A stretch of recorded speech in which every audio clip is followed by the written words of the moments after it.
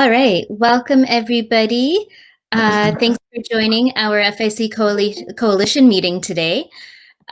We have quite a big lineup today when it comes to our provincial updates. Lots going on, openings happening, clubs opening. So we will make sure we do have good discussion about that. As always, we will start with Chris Gray, who is our lobbyist, and he'll be going over any of our government lobbying updates. And if you have any questions for him, please feel free to ask. So Chris, please. All right, thank you. Thanks, Tricia, and thanks everyone from the call. My update will be fairly short today, as there were not a ton of new information from the last time that we spoke, with the exception that the rent subsidy issue seems to be getting more and more traction in each province. Now, with 7 provinces having banned commercial evictions to some extent, with Ontario being the latest this week, banning commercial evictions between June and August 31st. So that's positive news. And British Columbia, Alberta, Saskatchewan, Quebec, New Brunswick, and Nova Scotia have also some sort of commercial real estate ban as well right now. So that's positive. There's still a few provinces that have not done it. Again, if you have any questions or comments on that, happy to take them. Or if you have any thoughts, you can always feel free to send me a separate note as well.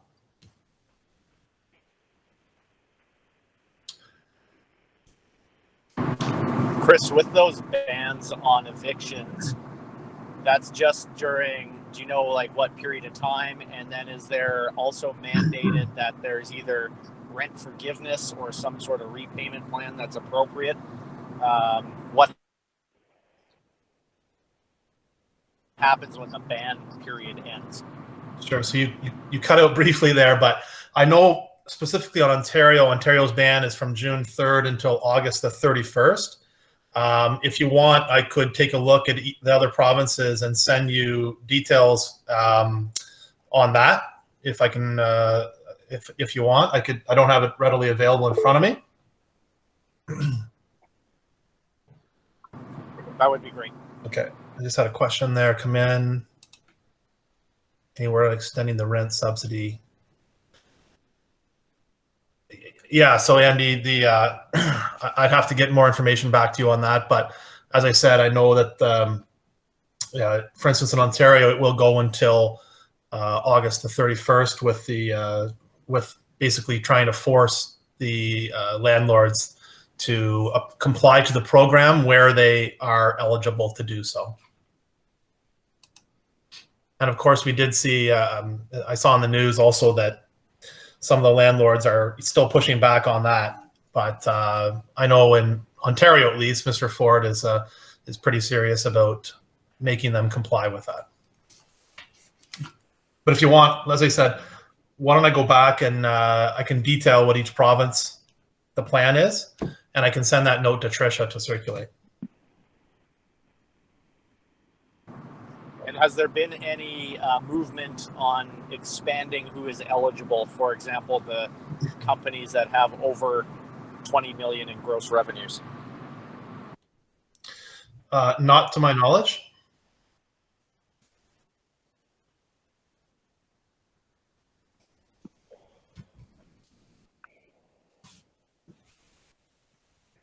Okay. So I will go back and get that information for you and circulate that, okay?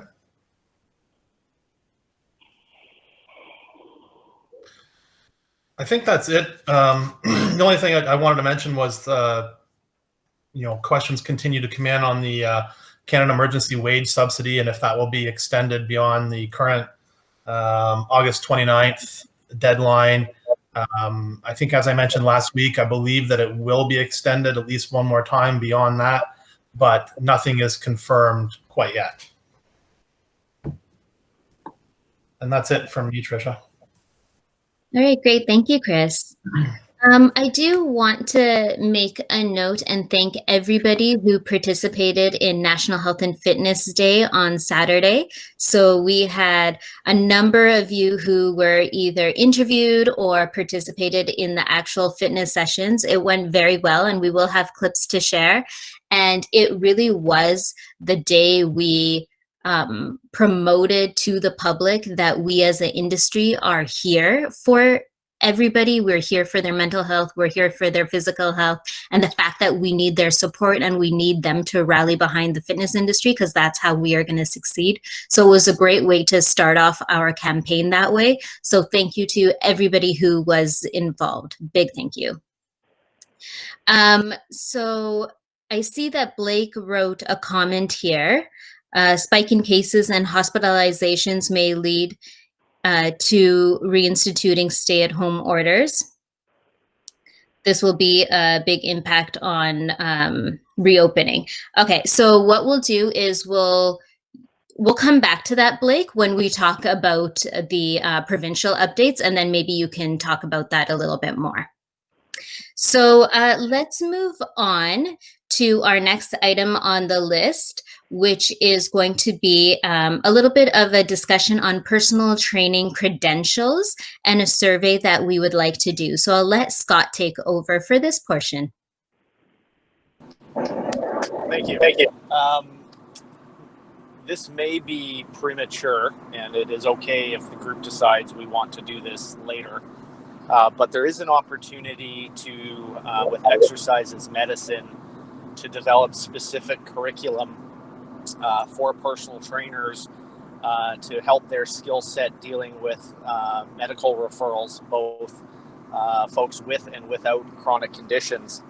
And what we're really looking for is how many trainers do you have, and how many of those trainers have a bachelor's degree in kinesiology or equivalent, a diploma in kinesiology or equivalent, a certificate in kinesiology or equivalent, or a certification in personal training.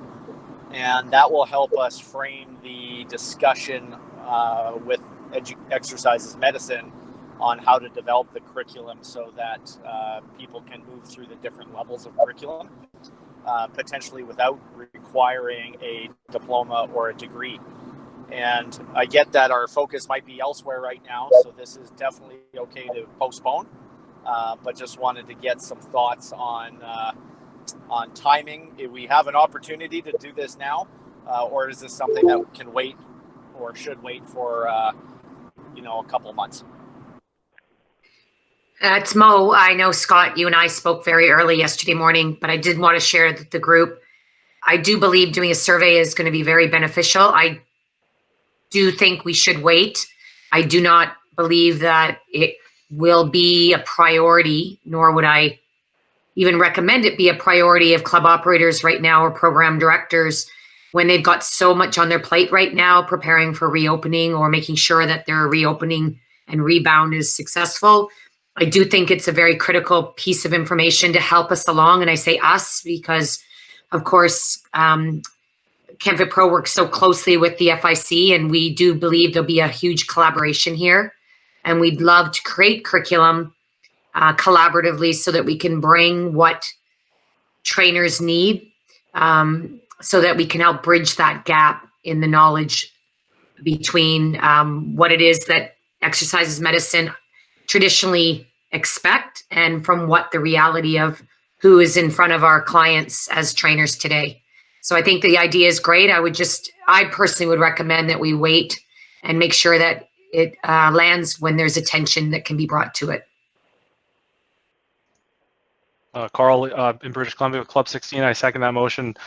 I'd love to be engaged in something like that and work with all of you on something like that, but I just think that there'd be a lack of engagement to get the successful outcome that we're likely looking for over the next couple of months as operators are navigating through these new norms. So I second what Mo mentioned as well. I think it's very important. I'm excited to hear that that's an avenue that we're going. I'd love to support as well as get the support from you guys on that topic, but I think the engagement probably wouldn't be there to do as well as we possibly could.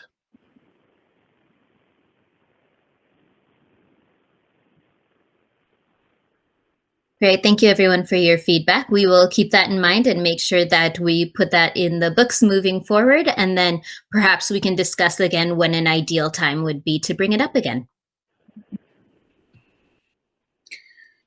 All right, so the next item on our list is about PPE and just kind of a conversation because we haven't heard from our suppliers in a while.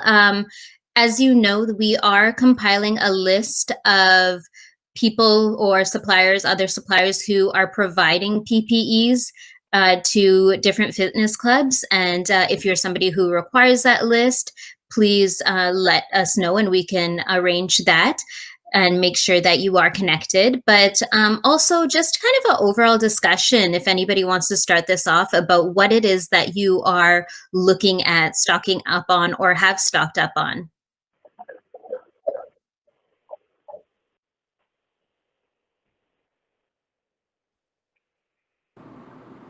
The guidance in Alberta has been if you're within the 2-meter radius, so for example, a personal trainer, you need to wear a mask. Obviously, the focus is on social distancing, so we have bulk ordered masks for staff.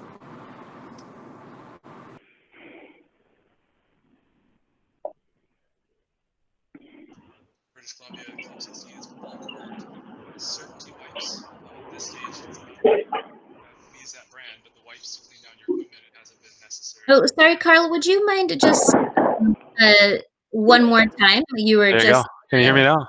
Yeah, there you go. All right, sorry about that. My fancy new headset here.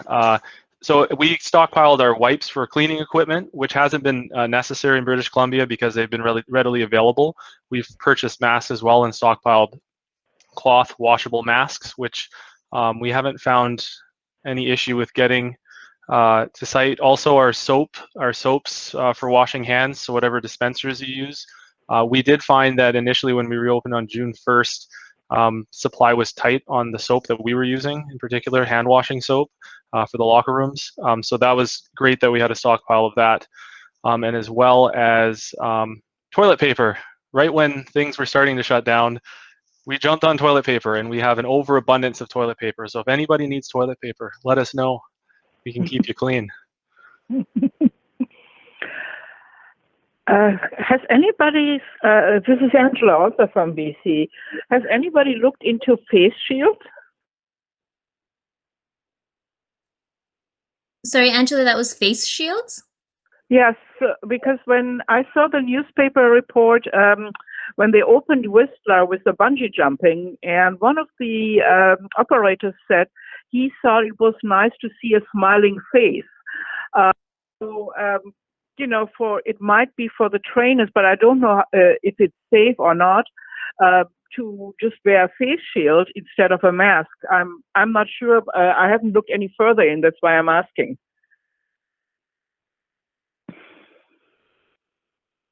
So I see here in the chart, Mario just mentioned that they have stocked up on a number of things, but also face shields for their staff.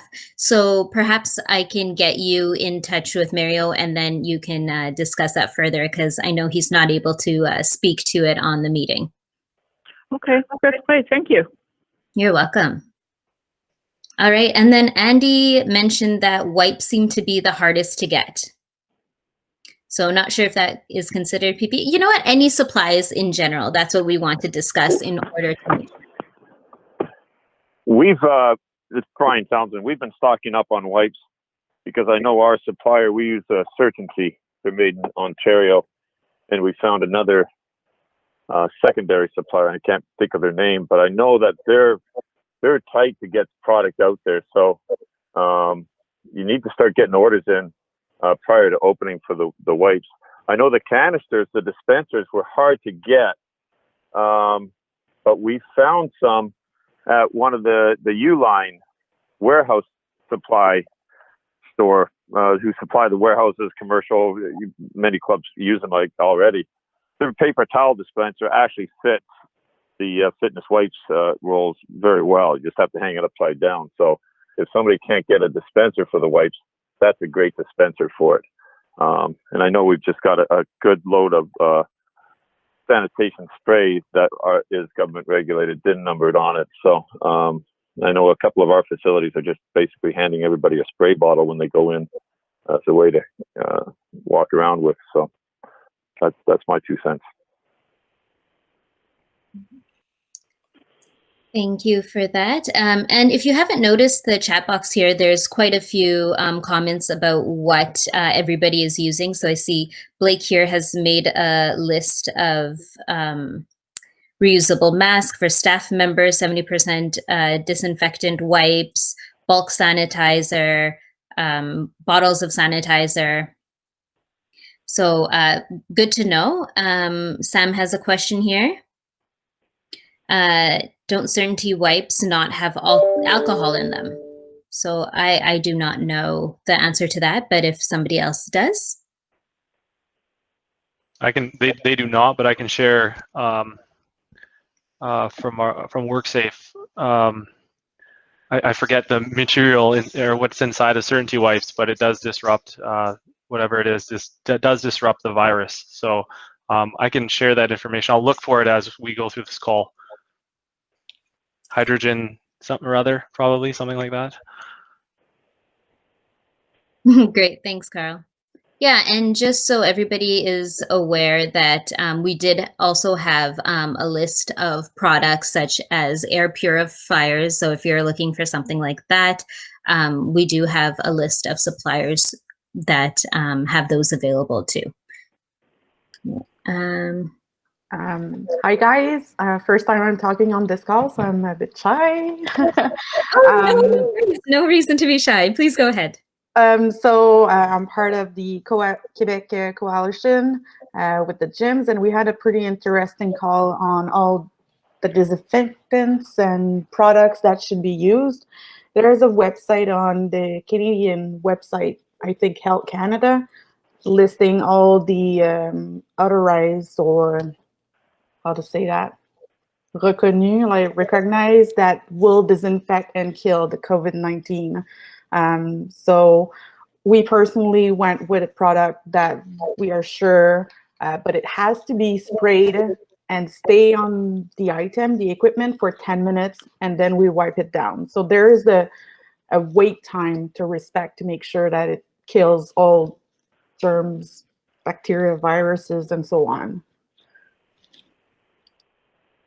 Great, thank you, Lynn. Good to know. And on that note, Lynn, that's a good point. In British Columbia, they've updated the expectations of fitness facilities to wipe down and then allow drying time before people use that piece of equipment again. So that's been updated in the health authorities language for fitness clubs in British Columbia. So are you guys using like a pod system, or like a space with specific equipment so that you can time really that 10 minutes? Because I don't see like having the free service like we used to be for the free weights, let's say, and then you have a timer for that specific piece of equipment, wait 10 minutes. Like, I'm not sure how we can deal with that.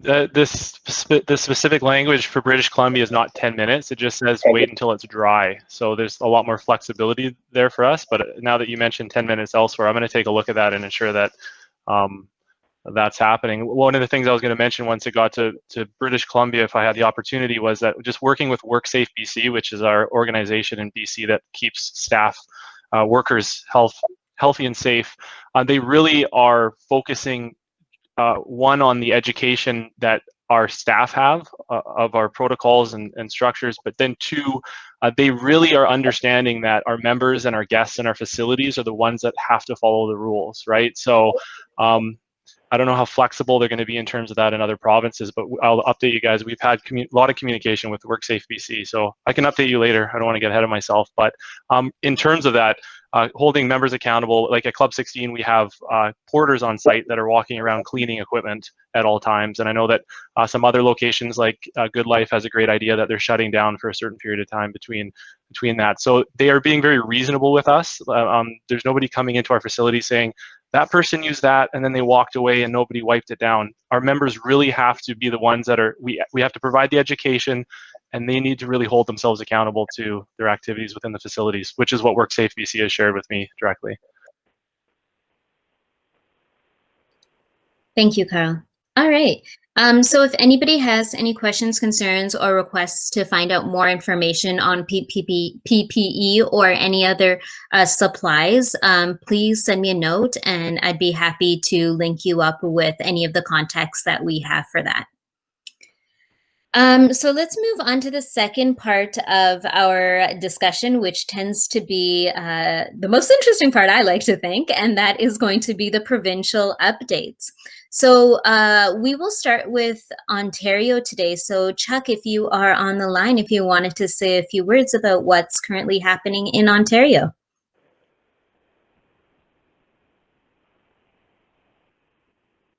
Is Chuck there, or anybody then from Ontario?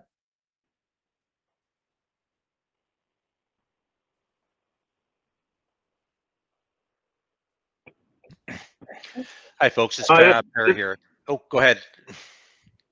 I was going to say it's Brian Townsend as well. We had a call with Derek O'Toole on yesterday afternoon, or not yesterday afternoon, I'm sorry, it's the day before. He's the senior advisor to the Ford's office. And it was one of those guys I reached out to on LinkedIn to say, look, we need to get the ball rolling here. Who do we talk to? We just want to have a conversation with somebody at a senior level. And he got back and said, yeah, let's chat. So Chuck, myself, and Lisa Kendall, who's our VP of Amenities, she manages our corporate facilities, had a good conversation with him and sort of explained to him what this industry is doing as a whole, what we've done. It was basically outlining that we're ready for this in advance, that we've been an industry that's keen on keeping things clean and safe and monitoring who comes into our facilities. He got it. He actually understood that. He's actually a club member and would like to see him going. So we followed up with him yesterday, and he's going to hook us up on a call or a presentation with the Ministry of Industry and the whoever the health and safety person is in Ontario, just to present a case a little more. The only thing he kind of asked that maybe we get some references from like Club 16 or some of these clubs out west and to show how well they're doing, and then we can move it forward that way. So that's where we stand right now. We're waiting to hear back from him today. Great, thank you, Brian. Perry, did you want to add anything to that? No, just kind of following suit, like Brian has his channel, which has been very successful, and Chuck is involved with that. And we have a consensus that we have been submitting the proposal we put together based on the framework from Alberta, and everyone's trying to have a common message to their own constituents in their own regions to get that common message across. So we're trying. That's the process going with right now, and hopefully get some traction through it. Great, thank you, Perry. Yeah, just to clarify, the document that we sent to Mr. O'Toole was the FICC, the same as Alberta. So the message has been clear. He actually thought it was a fairly impressive document and wasn't sure whether what Ontario comes up with will be as strict as that document. But so it's a good message. Perfect. Thank you, Brian. Thanks for that feedback. All right, so let's move on to our friends in Quebec. Nathalie.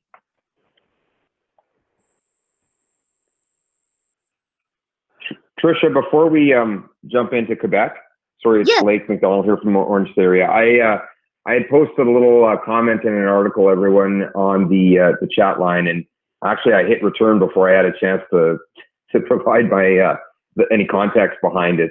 But I did want to provide a little bit of an update for everybody from the U.S., where I think everyone's seen the spike in cases in a lot of the states that reopened early, as well as hospitalizations. ICU wards in places like Houston and Arizona are maxing out. And I'm not here to be a doomsday sayer or anything like that. But you know, we even heard from one of the franchisees down there that, you know, they're seeing a huge amount cases of infections coming through their studios. We've heard staff coming in with infections, and of course, there's no contact tracing, or they're not required to contact trace. I only bring this up just because I feel like for jurisdictions that have not reopened yet, and we did see this in Alberta, and I'm sure Scott will talk to this with the 15 pages of regulations that came out in Alberta. But I think you're going to see, you know, as the print about these types of articles hits the news feeds of a number of these government regulators, we're going to see more and more conservative approaches to the reopening. You know, for example, in Alberta, as again, I'm sure Scott will talk to this, there was a 3-meter social distancing requirement levied on all group fitness. So the more of this stuff that's coming out, I think we best be prepared. And I was trying to actually do it during Mr. Gray's section, just to kind of point out that I do think we probably need some strategy around how to counter some of these news articles. You know, whether they're true or they're not true, I do think it's something we're going to have to deal with, specifically for the jurisdictions that are not yet open. This is Carl in BC. I think Blake makes some strong points in terms of countering the media for sure. But if you look at British Columbia and our Fraser Health mandate, the things that we're required to do to open up our facilities, I agree that they're reasonably lax, especially compared to as a council, what we've put together as a standard of opening up our fitness facilities. So I think, like, even looking at Club 16, and we've opened up with no locker rooms and no lockers, and so we initially opened up with those things, and just looking at what we've done compared to what we've been expected to do, there's a significant difference and an opportunity for relaxation on some of the restructured standards and processes. So I think that I would anticipate Blake is correct in terms of especially public opinion and the worry of opening up. But in BC in particular, if we need to combat that, we haven't yet seen an increase and a spike in cases. In fact, we've seen typically a decrease in cases since we've reopened in British Columbia. And you can correct me if I'm wrong, guys, but we opened up on June 1st, but businesses opened up on May 19th. So we're already into June 12th. So the effect of that opening would become being seen now, I think.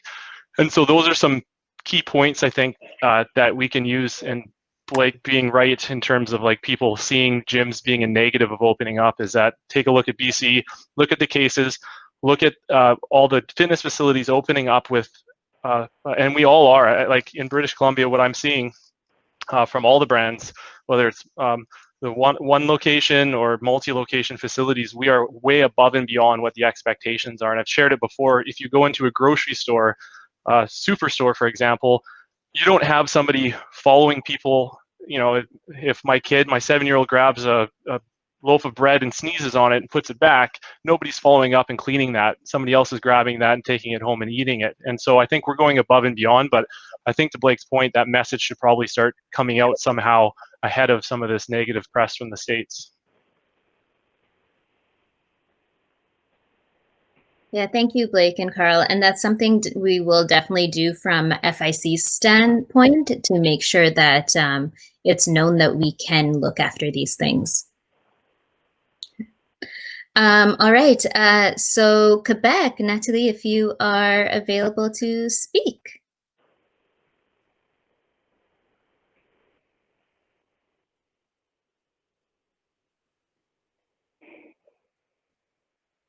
Oh, I think I can see you on, but we can't hear you. Maybe we'll come back. So let's just jump to BC, and if Carl, you want to keep the conversation going. You know, I love to talk. I'll try to keep it brief. So in terms of BC, I really just wanted to share. Sorry, headset, please. It's not again. As I was saying, okay, I'll keep this short, guys, as short as possible here. I just really wanted to speak on WorkSafe BC and our experiences at Club 16 with that, especially for British Columbia, Manitoba, the provinces that are reopening. At least in British Columbia, I've had a over-the-phone inspection with WorkSafe BC as it comes to our whole corporation, all of our locations, as well as we've had so far 4 site visits since last Friday on site. And I wanted to share with you that WorkSafe BC has stated that they're really out there to work with us, and so far that's been my experience. And so in the conversations we've had at club level, as well as myself personally from the corporate position inspection, I've taken on a hey, we're in this together, WorkSafe BC attitude, and we're here to work with you. And so far that's been a very positive outcome. They've given us some suggestions, nothing really outside of the restructured plan that we've put together. Hand sanitizers on site, making sure equipment is shut down. We have a link that is working and sort of not working at the same time, but really working, and in terms of capacity. So it's keeping capacity for sure. So like all of those tools, they've been really responsive to. But the 2 things that they have really tried to hit home, and I'm in agreement with, is one is the education of staff at club level. And so when they've done their inspections, rightfully so, they've communicated with leadership on site, but then also they've communicated with staff on site and just asked them some questions. And so far that's gone very well with us. And I shared earlier the DHP, distance, hygiene, and protection. And so that strategy of just having those 3 words ready to discuss and share with people like WorkSafe or health authorities or members, the guests that are coming in our facilities, has really worked out positively in our discussions at club level. The one thing that I've found a lot of flexibility with, which was what I was sharing earlier, is they really have a strong understanding that it's up to our members who, as long as we educate our members, as long as we can show that we're using some sort of a educational tool, signage, decals, a pre-screening, some pre-screening situation where they have to sign and review the new restructured program that you have. As long as you have on your website and on site your restructured plan, your health and safety COVID plan, they really understand that it's up to our members to follow those rules, as long as they're educated. So they don't want to see people breaking rules, but so far they've been really flexible in understanding that, hey, like, if somebody, some of our competitors, and we don't call them competitors, champions in DC, some of us, the people, other fitness facilities around us have their lockers open, for example. And that's something that we haven't opened up with. We've kept our lockers closed. But in discussing with WorkSafe, our concern with that was, like, how do we monitor that when people are coming in and out of the lockers? And that was what they came back with. Like, as long as you have signage, as long as you're educating members, your lockers can be open and available, because it's up to the members to ensure that they're following those processes and procedures. So I just really wanted to share that experience with WorkSafe BC has been really positive. I've gone in with a positive attitude, saying, hey, we're a team. Let me know what we can work on. The only thing that I've gotten back, which I'm excited about, is a health and safety committee. Because our locations in British Columbia each have more than 20 staff on them, I wasn't aware that we are to have a health and safety committee. So I'm working with WorkSafe BC on creating that health and safety committee. So a representative on site at each location. And other than that, it's been a very positive experience working with them. Jeff, I don't know if you've had any experience yourself as well. Hey there.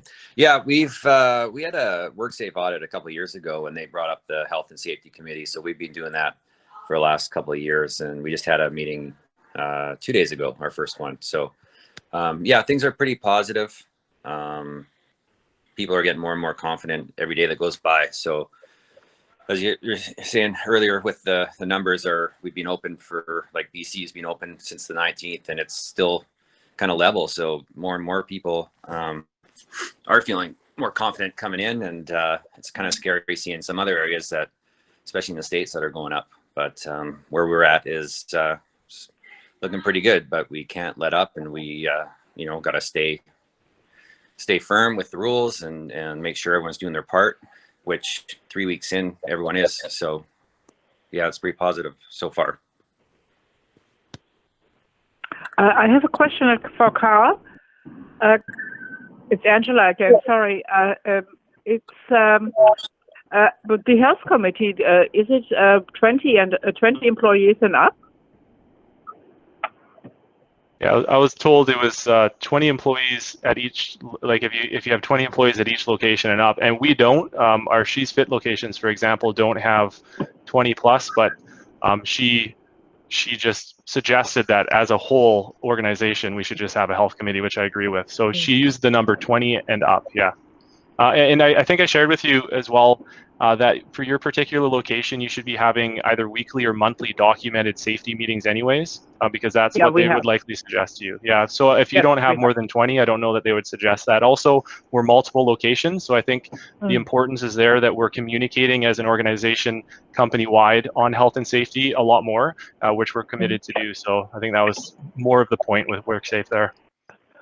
One of the things we said with our lockers, we are educating our staff, and we have posters around.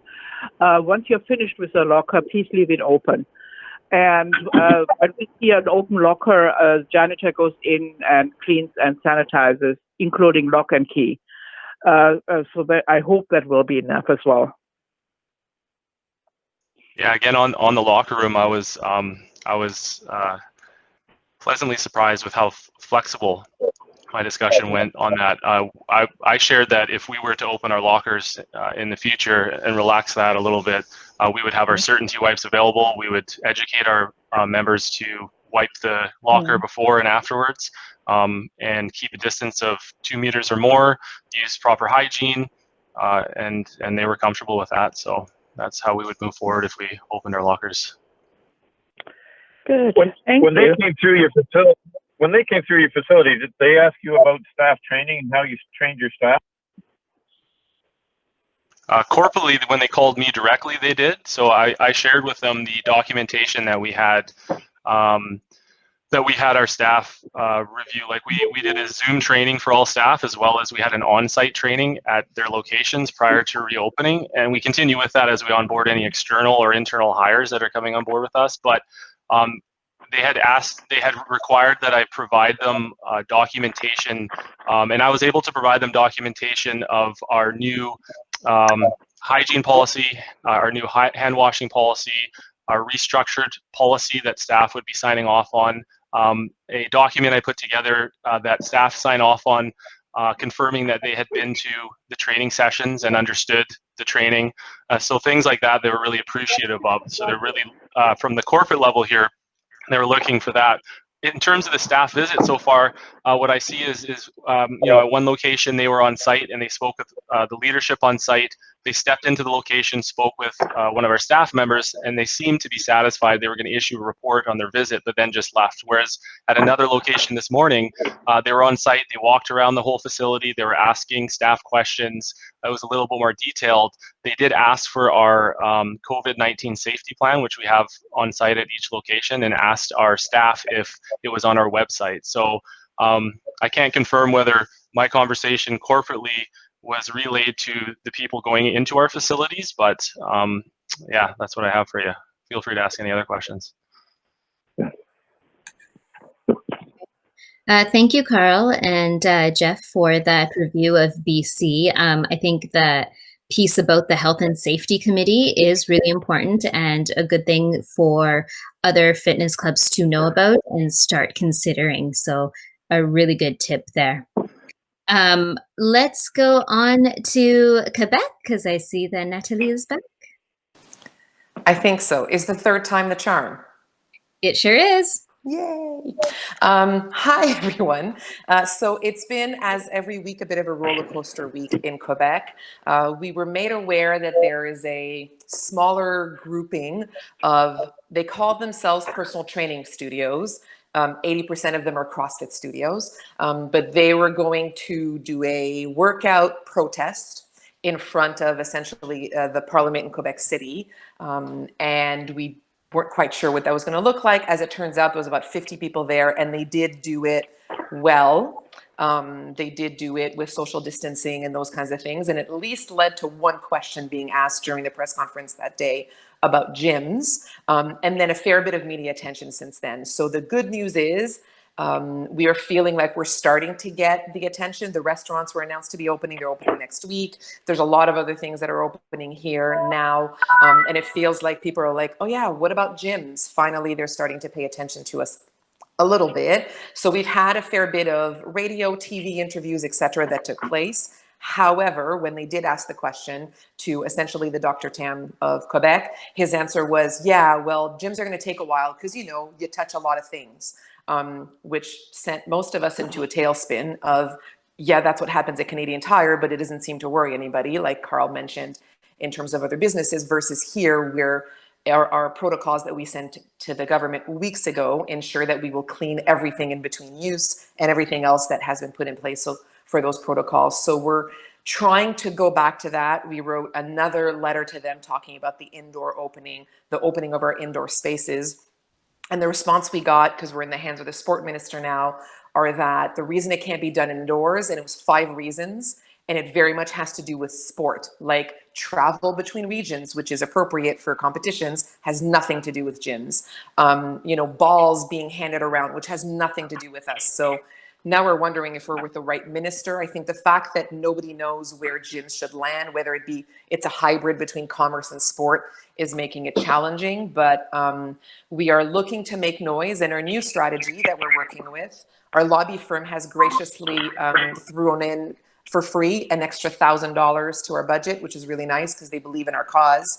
Our new strategy is to invite said decision makers and politicians to come to the gyms, maybe even for a workout, but even just to come try it out, because an invitation is a little bit nicer than the pressure tactics we're trying to use. And right now, the other big group that's doing pressure in Quebec is bars, and we prefer not to be associated with those same level of pressure tactics. So we're working on that.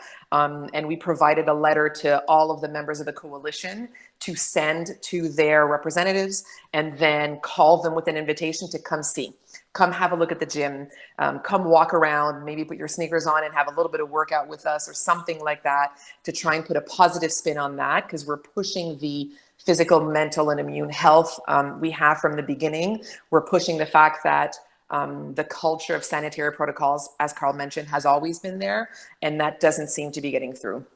So that's our new tactic, is to try and send out invitations and still make noise as much as possible. There are still some gyms saying they're opening. Some of them are saying it's next week. Some of them are saying it's on the 15th. Some of them are saying it's in the end of the month. These are not members of our coalition. We are still wanting to do the right thing, but it's getting more and more difficult to understand where the openings are, especially that Ontario started announcing theirs. And aside from Quebec, that's the second worst province in terms of infections. And so the frustrations are getting high. And so that's kind of where we're at, but we're going towards that. Invite them to come see, and we're going to see if we can get media to come to that and everybody else to participate in that. That's it. Hey, thank you. I think that's a great idea, where you have a letter that you're getting all the coalition members to send in. And if other provinces want to do something similar like that, I think that's a great way to get that going. All right, so let's go to Saskatchewan. So Bilal or Katrina? Hi, everyone. Bilal from Saskatchewan. For us, the update, I'll keep it short. It's much like BC with Carl. It's been a lot of education of the members. In Saskatchewan, we opened up on Monday. The opening's been tough and rough, you know, lots of new business, but lots of cancellations and freezes at the same time. We've had all the signage up. We've been educating all the members. We've been doing symptom checks, and we've been asking for a verbal symptom check every time someone checks in. And then also a lot of training with the staff and having cleaning ambassadors out on the floor, much like British Columbia, and cleaning the equipment. And on the group exercise, we asked for them to increase the size of classes, which actually had an adverse effect, because they said you can have up to 15 people as long as you can provide 4 meters of high intensity distancing, physical distancing. So with 4 meters, most studios don't work. which means you got to keep most classes under 10, high intensity, and the regular classes. Other than that, Alberta, in our company, Alberta opened today, so that's kind of been busy, just working with the Alberta clubs today. But for me, that's really been our, there's no other update than that so far. Thank you, Bilal. And that's any questions? Yeah, any questions for Bilal there? Yeah. I think, Bilal, you gave a great segue for Alberta to come in. So Scott, if you wanted to talk about Alberta, and then Bilal, if you wanted to connect in with what's happening in your Alberta club. So Scott, who I believe was called in. Okay, well, for those of you who know, Alberta is opening in phase 2, and fitness clubs have been bumped to phase 2. So today is the day that things start to get open. Like Blake had mentioned earlier, there was guidelines that came out for Alberta, which was 15 pages long, distancing of 3 meters, and making sure that everything is happening. I see Scott saying that he's talking, but he doesn't seem to be heard at the moment. So if anybody else wants to speak to Alberta and the guidelines. I can speak to it real quickly, Tricia. So, again, I'm going to seem like the Debbie Downer here once again, but in the regulations were indeed 15 pages, the first 2 of which the health authority talked about the risks of aromatic spread of the virus and their concerns regarding it. The regulations contained a ton of content, which I honestly think, and again, I'm gonna just say, I think it's bad. I think the regulations that were put forth were not good signs for other provinces who will read that, including Ontario and Quebec. I think that they will adopt a lot of the same measures and attitudes, I think it's a bit of and I want to make this point very clear. I think it's a bit of a product of the fact that fitness was moved from stage 3 to stage 2. They're taking as cautious. The government in Alberta is trying to be as cautious as they possibly can to make sure that they don't do any missteps, and they don't open up public safety to the threat of spread. So I think the reflections that are shown in there are something that I think we should all learn from for the rest of Canada and for other provinces. Pushing too hard may lead to very onerous restrictions on your reopenings. And we met with our franchisees, which are 26 represent 26 locations in Alberta on Wednesday. And pretty much made a unanimous decision not to reopen our studios until at least mid-July. So that's where we're at, and that's what we think of the Alberta regulation. Look, if I were some of those government officials, I probably would have done the same thing, taking a very cautious approach, and waiting to see how we make out as an industry over the next 3 to 4 weeks before we loosen anything up. Thank you, Blake. Some things to note on Scott's side of things is that ministers were really impressed with the proposal that was put through Alberta. And he actually does have a meeting later today with the mental health and addictions regarding health clubs as a part of mental health treatment. So that is a good thing. And then he also has a meeting on Tuesday with the ministers of economic development. So things are moving quickly, meetings are happening, which is always a great thing to see. And then another thing to note for Manitoba is that the high intensity classes have been adjusted from 4 meter spacing to 2 meters. So we'll see if that is adjusted in other provinces as well. So some positive news there. So we will always make sure that we monitor that. And if anybody hears differently in the provinces about distancing and things like that, adjustments that have been made to the guidelines, we would love to hear that. Could I just say something about the 2 meters for group exercise classes? Absolutely. I think that's like, we spaced it out further than 2 meters just because we went like around 8 feet, because 2 meters or I guess 6 feet is pretty close when you're doing group exercise and moving back and forth. So I think just because the regulation says 2 meters, you might want to go a little bit further, because once you get a room full of people, it gets pretty tight. And, you know, it's about making people feel comfortable and safe too. So something to think about. All right. Yeah, perfect. Thank you, Jeff. All right, Prince Edward Island, Rob. All right. So yeah, we've been open for a couple weeks now. Just like the rest of the country, most clients are really understanding and are really good at following the rules and distance guidelines that we, have laid out in the clubs. Everything seems to be going good. I think the only clubs that are not open PEI yet are Good Life. They open up Monday, the 15th. Everything else seems to be going good. I just checked on some of my clubs that I chat to on social media. He just had a surprise inspection from the government health office, and they passed with flying colors, which was great. And with that, they're allowed to open up a little bit more. So originally he wasn't at a 24-hour opening, but now he can go back to 24 hours. And he's opening up his showers and locker rooms a bit more with some regulations in there, right? So there's going to be cleaning done after each shower. So everything looks to be going good there. The province just announced yesterday that on the June 26th, we're going to phase 4.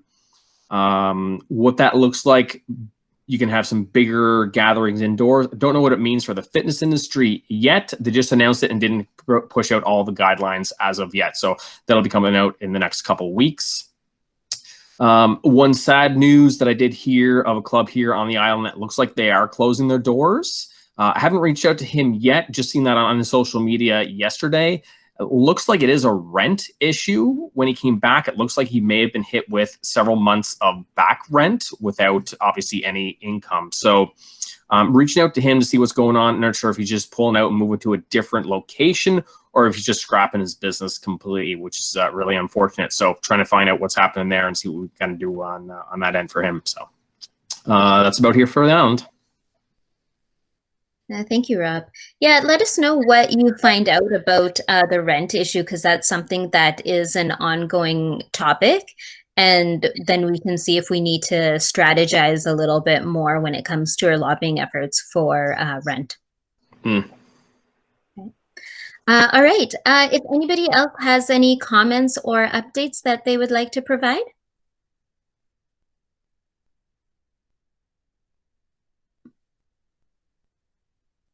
No, we're okay. All right. So as usual, if there's any topics that you would like to discuss, please email me so we know to put it on our agenda for the next meeting.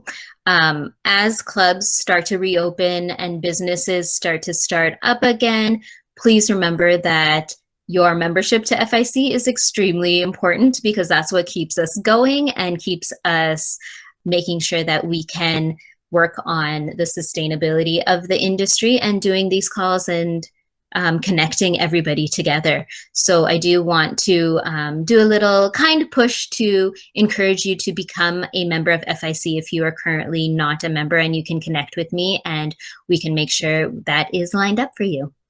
Other than that, we will have another meeting, same time, same place next week, and hopefully less technical issues. So if anybody has any last things to say, please speak up, or we can resume again next week. And it sounds like we are ready to resume next week. Okay, thank you everybody for joining the call today, and we will speak to you again very, very soon. Thanks very much. Bye, everyone. Thanks, everyone. Bye now. Yep.